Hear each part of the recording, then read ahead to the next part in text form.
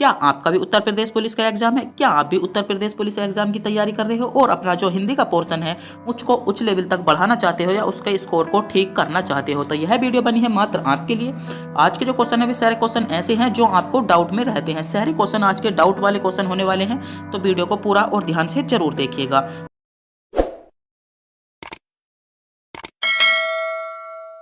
आपका अगला क्वेश्चन है, हिंदी भाषा किस लिपि में लिखी जाती है? बहुत ही ज़्यादा क्वेश्चन पूछा जाता है। यूपीएससी जो आपकी 2021 की परीक्षा थी उसमें क्वेश्चन पूछ लिया गया है कि हिंदी भाषा कौन सी लिपि में लिखी है? हिंदी भाषा कौन सी लिपि में लिखी है? ऑप्शन है देवनागरी लिपि में, ब्राह्मणी लिपि में, सौराष्ट्री लिपि में या गुरुमुखी लिपि में। तो जल्दी से जल्दी बताइएगा, हिंदी भाषा कौन सी लिपि में लिखी है? तो हिंदी भाषा आपकी देवनागरी लिपि में लिखी गई है। कौन सी लिपि में लिखी गई है? देवनागरी लिपि में लिखी गई है। तो ए विकल्प को चुनने वालों का जवाब बिल्कुल सही जवाब हो जाएगा। आपका अगला क्वेश्चन है, चौथ का चंदा होना मुहावरे का अर्थ है। ऑप्शन है किसी के लिए अशुभ होना, किसी के लिए शुभ होना, चौथ के चांद वसूल करना या चौथ का चांद सुंदर होता है। तो जल्दी से जल्दी बताइएगा, बहुत ही इंपॉर्टेंट क्वेश्चन होने वाला है, अपने विकल्प को सेलेक्ट कीजिएगा। बहुत इंपॉर्टेंट क्वेश्चन है, जल्दी से जल्दी बताइएगा। तो इसमें आपका सही जवाब हो जाता है किसी के लिए अशुभ होना। ए विकल्प को चुनने वालों का जवाब बिल्कुल ही सही जवाब हो जाएगा। आपका अगला क्वेश्चन है, निहि प्लस चेष्ट का संधि क्या होगी? आपको जो संधि विशेष दिया है निहि, विसर्ग संधि है आपकी प्लस चेष्ट का जो संधि शब्द होगा वह कौन सा होगा? ए विकल्प, बी विकल्प, सी विकल्प या डी विकल्प। तो जल्दी से जल्दी सेलेक्ट कीजिएगा, इसमें संधि कौन सी है? तो इसमें आपकी विसर्ग संधि है। और इसका सही जवाब क्या होगा? जिन बच्चों ने भी विकल्प ए निश्चेष्ट को चुना है वह बिल्कुल सही चुना है। तो ए विकल्प को चुनने वालों का जवाब बिल्कुल आपका करेक्ट जवाब हो जाता है। जो थोड़ा जानता हो, वाक्य के लिए एक शब्द बताइए। आपको बताना होगा जो थोड़ा जानता हो, उसके लिए वाक्य का एक वाक्य में मतलब एक शब्द में प्रयोग कीजिए। ऑप्शन है अल्पज्ञ, बहुज्ञ, अज्ञ या सर्वज्ञ। तो आपको बताना होगा जो थोड़ा जानता हो, तो उसके लिए आप इनमें से किसका प्रयोग करेंगे? तो उसके लिए आप किन का प्रयोग करेंगे? तो उसके लिए जिन बच्चों ने भी इसका अल्पज्ञ ए विकल्प को चुना है, अल्पज्ञ को चुना है, वह बिल्कुल सही चुना है। जो थोड़ा जानता हो मतलब कम जानता हो, तो ए विकल्प आपका सही जवाब होगा। आपका अगला क्वेश्चन है, कौन सा शब्द गुणवाचक विशेषण है? कौन सा शब्द गुणवाचक विशेषण है? ऑप्शन है लाल फूल, 5 लड़के, 10 हाथी या इनमें से कोई नहीं। तो आपको बताना होगा गुणवाचक विशेषण निम्नलिखित में से कौन सा है। तो गुणवाचक विशेषण कौन सा हो जाएगा? तो ए विकल्प को चुनने वालों का जवाब बिल्कुल करेक्ट जवाब हो जाएगा। क्या? लाल फूल। क्या लाल फूल आपका गुणवाचक विशेषण है? 5 लड़के क्या है? संख्यावाचक विशेषण है। और 10 हाथी, तो इसमें संख्या का भाव उत्पन्न हो रहा है। और लाल फूल कैसा है? उसके गुण को दर्शा रहा है। क्या? लाल फूल कैसा है? लाल। तो इसके क्या है? इसमें इसके गुण को दर्शाया गया है। तो ए विकल्प आपका सही जवाब होगा। आपका अगला क्वेश्चन है, सूरज का तत्सम शब्द क्या है? विकल्प आपके सामने है, सूर्य, सूर्या, सूर्य या सूर्या। तो आपको बताना होगा सूरज का तत्सम शब्द। सूरज का तत्सम शब्द कौन सा हो जाएगा? तो सूर्य को चुनने वाले या ए विकल्प को चुनने वालों का जवाब सही जवाब होगा। आपका अगला क्वेश्चन है, किस शब्द की वर्तनी सही है? आपको इनमें से सही शब्द को चुनना है। 4 विकल्प आपके सामने है, अंतर्राष्ट्रीय आपका लिखा हुआ है। तो आपको बताना होगा सही विकल्प कौन सा है। इनमें से सही वर्तनी आपकी कौन सी हो जाएगी? तो जल्दी से जल्दी चुनिएगा, सही वर्तनी कौन सी हो जाएगी आपकी? सही वर्तनी कौन सी हो जाएगी? तो बात करते हैं विकल्प डी की। तो विकल्प डी में जो र है वह आपका तय पहर है, तो बिल्कुल गलत जवाब हो जाएगा। सी भी आपका सही जवाब हो जाता है। और अधिकतर बच्चों ने अंतर्राष्ट्रीय विकल्प ए वाला भी लिखा हुआ देखा होगा और बी वाला भी देखा होगा।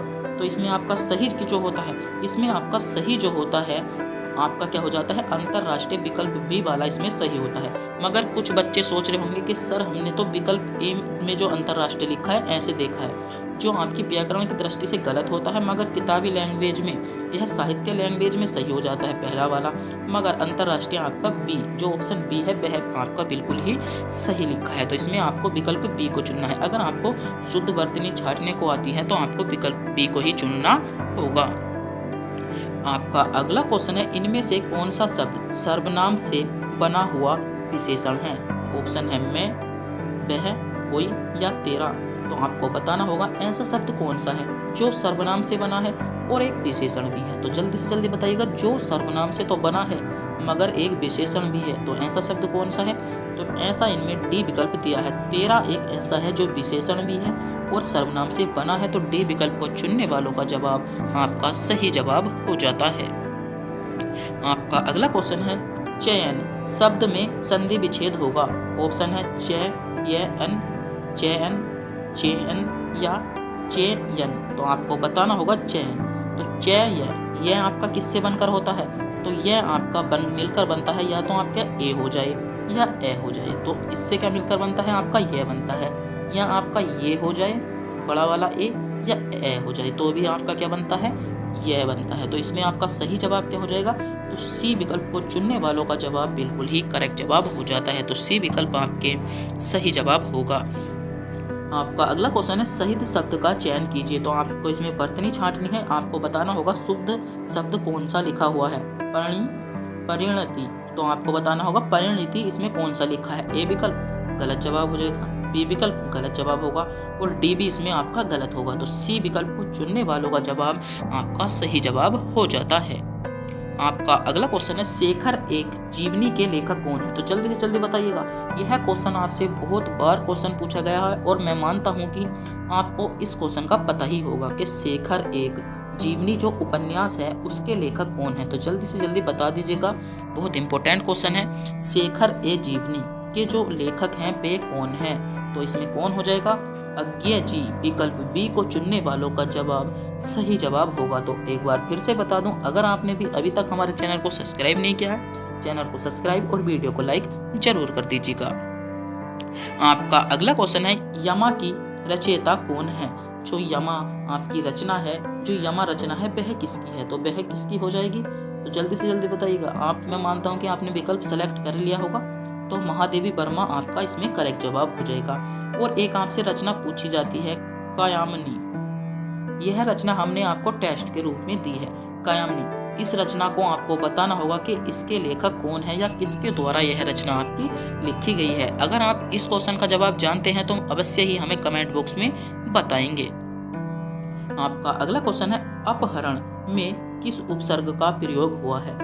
बहुत ज्यादा क्वेश्चन पूछा जाता है, सेलेक्टेड क्वेश्चन है और अधिकतर बच्चे गलत कर जाते हैं। तो अपहरण, तो पहले इसका क्या करेंगे, पहले हम इसकी जब संधि करेंगे तो अप प्लस हरण। तो इसमें से आपका अप उपसर्ग कौन सा होता है, पहले वाला। तो अप कौन से विकल्प में है, तो विकल्प सी में है। तो सी विकल्प आपका इसमें सही जवाब होगा। तो सी विकल्प को चुनने वालों का जवाब बिल्कुल सही था। आपका अगला क्वेश्चन है उनमें किस उपसर्ग का प्रयोग हुआ है। ऑप्शन है उप का, उद का, अपी का या अभी का। तो जल्दी से जल्दी बताइएगा, इनमें से किस उपसर्ग का इसमें प्रयोग हुआ है। तो इनमें से इसमें किस उपसर्ग का प्रयोग हुआ है। तो इनमें से आपका इसमें उद का प्रयोग हुआ है। किसका, उद का। बी विकल्प आपका सही जवाब होगा।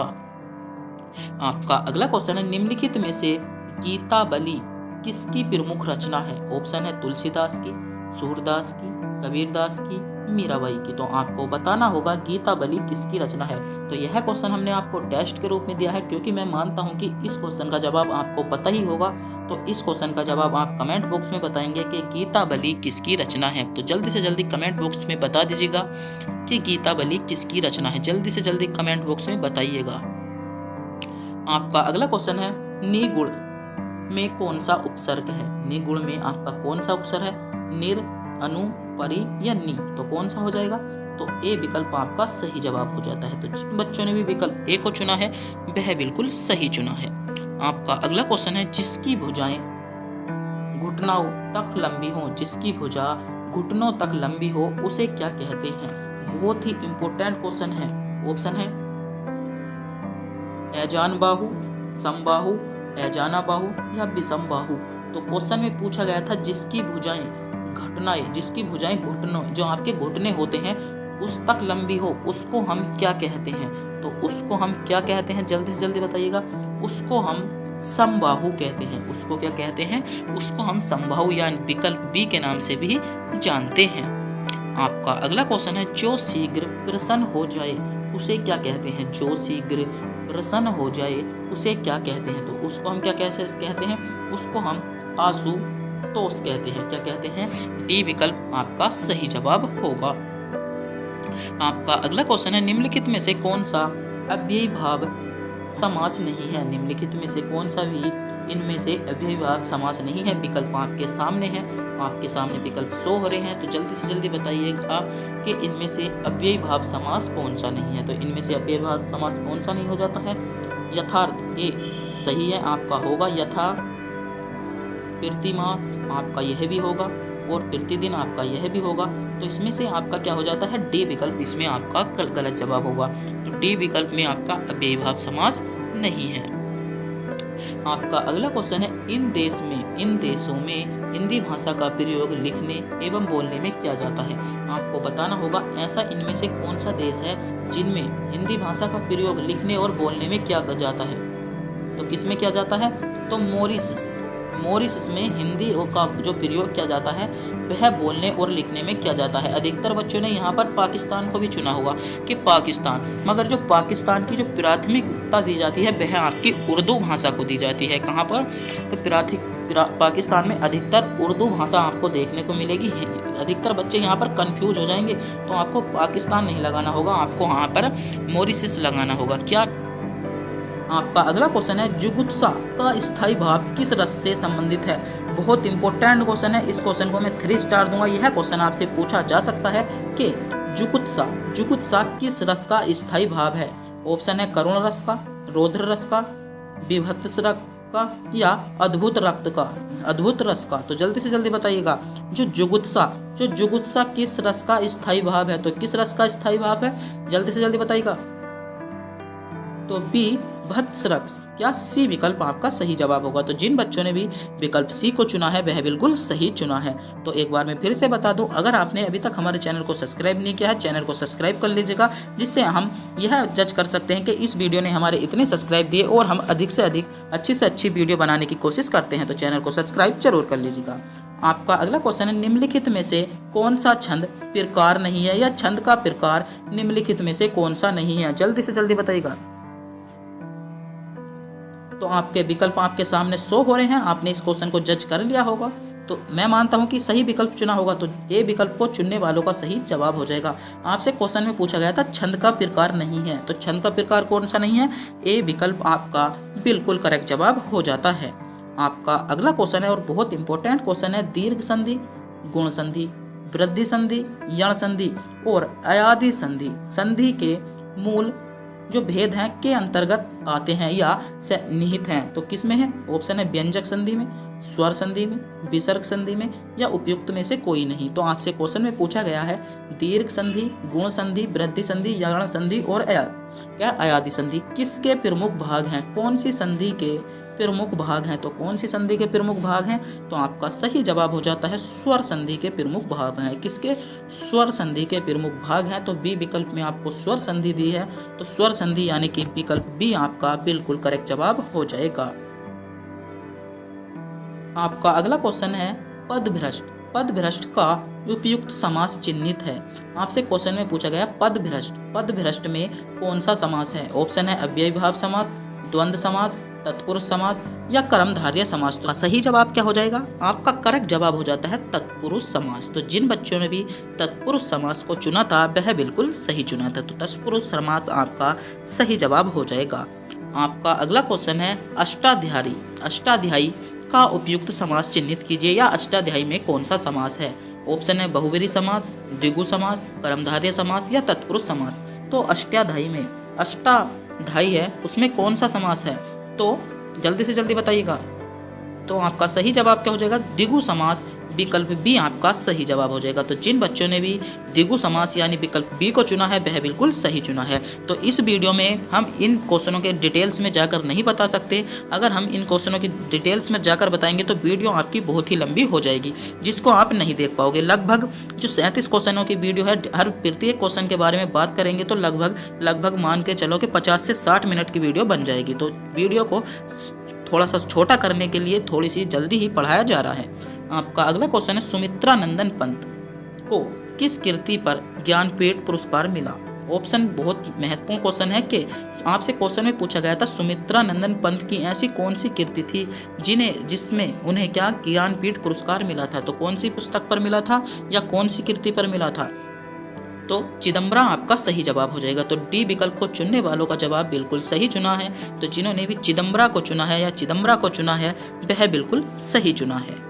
आपका अगला क्वेश्चन है विषाद शब्द का विवर्तित जो रूप है वह क्या है। विवर्तित शब्द कौन सा है जो विपरीत क्वेश्चन में पूछा गया है। जो विषाद आपका शब्द दिया है उसका जो विपरीत अर्थ वाला शब्द है वह कौन सा है। तो जल्दी से जल्दी बताइएगा कौन सा है। आपके ऑप्शन से दिए गए हैं, जल्दी से जल्दी बताइएगा। इस क्वेश्चन का जवाब कमेंट बॉक्स में बताइएगा, क्योंकि आप इन क्वेश्चनों का जवाब जानते हैं तो कमेंट बॉक्स में बता सकते हैं। तो जिन बच्चों ने भी विकल्प बी को चुना है वह बिल्कुल सही चुना है। तो विकल्प बी को चुनने वालों का जवाब बिल्कुल सही जवाब होगा। आपका अगला क्वेश्चन है ब्रज भाषा का विकास किस अपभ्रंश से हुआ। ऑप्शन है शौर शैली से, पेशाबजी से, मागधी से या अर्घ मागधी से। तो क्वेश्चन में पूछा गया था कि ब्रज भाषा का जो विकास हुआ था वह अपभ्रंश के किस भाग से या किस भाग से हुआ था। तो जल्दी से जल्दी बताइएगा किस भाग से हुआ था। तो शौर सैनी को चुनने वालों का जवाब बिल्कुल सही जवाब हो जाएगा। आपका अगला क्वेश्चन है उत्कर्ष एक कुशाग्र विद्यार्थी है। यहाँ पर कुशार्ग कौन सा विशेषण है। आपसे क्वेश्चन में पूछा गया है कुशार्ग जो है वह कौन सा विशेषण है। ऑप्शन है परिणाम बोधक, सार्वनामिक विशेषण, संख्यावाचक विशेषण या गुणवाचक विशेषण। तो क्या होगा। तो यहाँ पर जो उत्कर्ष की क्या बताई गई है, यहाँ पर उत्कर्ष का गुण बताया गया है। कैसा विद्यार्थी है कि उत्कर्ष जो है एक जो कुशार्ग क्या है, कुशार्ग विद्यार्थी है। तो उत्सर्ग का क्या बताया गया है, यहाँ पर गुण बताया गया है। तो यहाँ पर कौन सा विशेषण हो जाएगा, गुणवाचक विशेषण। डी विकल्प आपका बिल्कुल सही जवाब हो जाता है। आपका अगला क्वेश्चन है इनमें से कौन भक्तिकालीन कवि नहीं है। आपसे क्वेश्चन में पूछा गया है कौन भक्तिकालीन कवि इनमें से कौन से नहीं है। ऑप्शन है ए बिहारी, बी सूरदास, कबीरदास या तुलसीदास। तो बताइएगा भक्तिकालीन कवि इनमें से कौन नहीं है। तो सही जवाब क्या हो जाएगा, बिहारी। ए विकल्प इसमें सही जवाब हो जाता है। तो हमने आपसे इस क्वेश्चन में इस वीडियो में पहले एक क्वेश्चन पूछा था कि सतसई किसकी रचना है। सतसई जो रचना है वह किसकी है। तो किसकी है, तो इस क्वेश्चन का जवाब आपको मिल गया होगा, बिहारी जी की है। तो अगर आपने अभी तक इस क्वेश्चन का जवाब कमेंट बॉक्स में नहीं बताया था तो इस क्वेश्चन का जवाब आपको पता चल ही गया होगा। आपसे अगला जो क्वेश्चन पूछा गया है, आपको निर्देश दिया है निम्नलिखित प्रत्येक प्रश्न में 3 वाक्य दिए हैं। एक त्रुटि वाले वाक्यांश को चुनिए और अनुरूप ए बी सी विकल्प को चुनिएगा। आपसे क्वेश्चन में पूछा गया है ऐसा कौन सा, ऐसा आपको विकल्प दिए हैं, आपको त्रुटि वाला, इसमें आपको त्रुटि वाला जो शब्द है वह चुनना है। आपका ऑप्शन ए है रामचरितमानस भक्ति काल की सबसे श्रेष्ठतम रचना मानी जाती है, कोई भी त्रुटि नहीं है। तो विकल्प है आपके सामने, बताइएगा इनमें कौन से में त्रुटि दी गई है। तो कौन से में त्रुटि दी गई है। तो आपका सही जवाब क्या हो जाएगा, भक्ति काल की सबसे क्या श्रेष्ठ रचना मानी जाती है। कैसी श्रेष्ठ रचना माना जाती है। तो विकल्प बी में इसमें क्या है, त्रुटि दी गई है। तो विकल्प बी आपका सही जवाब हो जाता है। आपका अगला क्वेश्चन है ठंड के दिनों में प्रातः काल के समय सर्दी काफी बढ़ जाती है, कोई भी त्रुटि नहीं है। तो जल्दी से जल्दी बताइएगा ठंड के दिनों में सही है। ए विकल्प आपका सही जवाब हो जाएगा। प्रातः काल के समय, जब आपको प्रातः काल दे दिया गया है तो यहाँ पर समय का कोई जिक्र नहीं आता। किसका, समय का कोई जिक्र नहीं आता। तो बी विकल्प में आपको त्रुटि दी गई है। सी विकल्प आपका सही जवाब है, सर्दी काफी बढ़ जाती है। तो इसमें क्या, बी विकल्प में आप त्रुटि दी गई थी। आपका अगला क्वेश्चन है जब मोहन सभा स्थल पर पहुंचा तब सभा विसर्जन हो चुकी थी। क्या हो चुकी थी, विसर्जन हो चुकी थी या कोई भी त्रुटि नहीं है। तो जब मोहन सभा स्थल पर पहुंचा तो बिल्कुल सही वाक्य है। पर पहुंचा तब सभा तो बिल्कुल सही लिखा गया है। सी विकल्प में आपको गलत जवाब दिया गया है। क्या, विसर्जन हो चुका था। क्या, विसर्जन हो चुका, क्या हो चुका था, विसर्जन, सभा में विसर्जन हो चुका था यहाँ होता। तो आपका सी विकल्प इसमें सही जवाब होगा। आपका अगला क्वेश्चन है मैं जिस बस से जा रहा था वह बहुत भरी हुई थी या कोई भी त्रुटि नहीं है। तो जल्दी से जल्दी बताइएगा। क्वेश्चन है मैं जिस बस से जा रहा था वह बस बहुत भरी हुई थी। तो इसमें आपको चुनना होगा कौन से में त्रुटि है। खंड ए में त्रुटि है, बी में त्रुटि है, सी में त्रुटि है या कोई भी त्रुटि नहीं है। तो इसमें क्या हो जाएगा, इसमें आपकी कोई भी त्रुटि नहीं है। डी विकल्प आपका सही जवाब हो जाएगा। जो आपको विकल्प दिए गए हैं इसमें आपकी कोई सी भी त्रुटि नहीं है। आपका अगला क्वेश्चन है कि उसने लिखा था कि उसकी दुकान पर शुद्ध गाय का घी मिलता है। त्रुटि नहीं है। बताइएगा। उसने लिखा था कि उसकी जो दुकान पर है वह शुद्ध गाय का घी मिलता है। ऑप्शन ए में त्रुटि है, बी में त्रुटि है, सी में त्रुटि है या कोई त्रुटि नहीं है। तो इसमें क्या हो जाएगा, उसकी दुकान पर शुद्ध गाय का घी मिलता है। इसमें क्या है, त्रुटि है। क्या हो जाएगा, गाय का शुद्ध घी मिलता है, ऐसे होता आपका अगला क्वेश्चन है पत्थर को जोक नहीं लगती के समानार्थ वाक्य का चयन कीजिए। ऑप्शन है सबल का शोषण नहीं होता, यो आपका मजबूत चीज, ये थोड़ी सी यहाँ पर मिस्टेक हो गई थी। यहाँ पर आपका होगा मजबूत चीज आसानी से खराब नहीं होती, दो घृतों में प्राय टकराव नहीं होता या हड्डी पर कोई प्रभाव नहीं पड़ता। यो हड्डी लिखा हुआ है तो यहाँ पर था आपका हड्डी पर कोई प्रभाव नहीं पड़ता। तो आपसे क्वेश्चन में पूछा गया था कि पत्थर पर जोक नहीं लगती, पत्थर पर जोक नहीं लगती। तो इसका सही जवाब क्या हो जाएगा, इसका आपका सही जवाब हो जाएगा हड्डी पर कोई प्रभाव नहीं होता। हड्डी पर कोई प्रभाव नहीं होता इस वाक्य का सही जवाब हो जाएगा। तो थोड़ा सा हड्डी लिखने में यहाँ पर मिस्टेक हो गई थी, टाइपिंग करने में थोड़ी सी मिस्टेक हो जाती है, तो इन चीज़ों पर ध्यान ना दीजिएगा। तो क्या डी विकल्प आपका इसका सही जवाब हो जाएगा। आपका अगला क्वेश्चन है एक आंख न भाना में समानार्थ वाक्य का चयन कीजिए। उपेक्षा करना, विरक्त होना या तटस्थ होना या बिल्कुल अच्छा ना लगना। एक आंख का आपसे क्वेश्चन में पूछा था एक आंख न भाना, तो इसका सही जवाब क्या हो जाएगा, इसका आपका करेक्ट जवाब जो होता है, आपका सही जवाब क्या हो जाता है, बिल्कुल अच्छा न लगना। क्या बिल्कुल अच्छा न लगना आपका सही जवाब हो जाएगा। विहंगम दुष्टि के समानार्थ वाक्य का चयन कीजिए। ऑप्शन है गहरी नजर, तीखी नजर, मंद नजर या सरसी नजर। तो इसमें आपका सही जवाब क्या हो जाएगा, सरसरी नजर। डी विकल्प आपका करेक्ट जवाब हो जाएगा। क्या सरसरी नजर आपका बिल्कुल सही जवाब हो जाता है। आपका अगला क्वेश्चन है काटो तो खून नहीं के समानार्थ वाक्य का चयन कीजिए। ऑप्शन है पीड़ा शांत हो जाना, बिल्कुल निर्जीव हो जाना, भय के कारण। आपसे क्वेश्चन है तीसरा जो विकल्प है आपसे इसमें वह है कि भय के कारण एक स्तंभ बन जाना। क्या भय के कारण एक स्तंभ बन जाना, जैसे आपको देखा होगा अगर आप किसी बच्चे को डांट देते हो तो वह स्तंभ की तरह बिल्कुल शांत स्वभाव में खड़ा हो जाता है। तो तीसरे क्वेश्चन का यही मतलब है। और आपका क्वेश्चन है गुस्सा शांत हो जाना। तो आपसे क्वेश्चन में जो पूछा गया था कि काटो तो खून नहीं, तो इसका आपका सही जवाब क्या हो जाएगा, इसका आपका सही जवाब हो जाता है भय के कारण। सी विकल्प वाला बिल्कुल सही जवाब होगा। भय के कारण स्तब्ध हो जाना, क्या एक स्तंभ के रूप में खड़ा हो जाना। तो सी विकल्प आपका बिल्कुल करेक्ट जवाब हो जाता है। आपका अगला क्वेश्चन है अंगुली उठाना के समानार्थ जो वाक्य है उसका चयन कीजिए। ऑप्शन है क्षमा मांगना, अपना महत्व व्यक्त करना, दोष की ओर संकेत करना या अस्वीकार करना। तो इसका आपका सही जवाब क्या हो जाएगा, दोष की ओर संकेत करना। तो आज की वीडियो का यह क्वेश्चन अंतिम क्वेश्चन था। तो हम आपको एक क्वेश्चन टेस्ट के रूप में दे रहे हैं। आपको क्वेश्चन में बताना होगा कि हिंदी दिवस कब बनाया जाता है। हिंदी दिवस कब बनाया जाता है, एक क्वेश्चन आपका ये हो गया। और एक क्वेश्चन है विश्व हिंदी दिवस कब बनाया जाता है। तो अगर आप भी इन दो क्वेश्चनों का जवाब जानते हैं तो मैं मानता हूं कि कमेंट बॉक्स में जरूर बताएंगे। तो जल्दी से जल्दी इन क्वेश्चनों का जवाब कमेंट बॉक्स में बता दीजिएगा। और अभी तक हमारे चैनल को सब्सक्राइब नहीं किया है, चैनल को सब्सक्राइब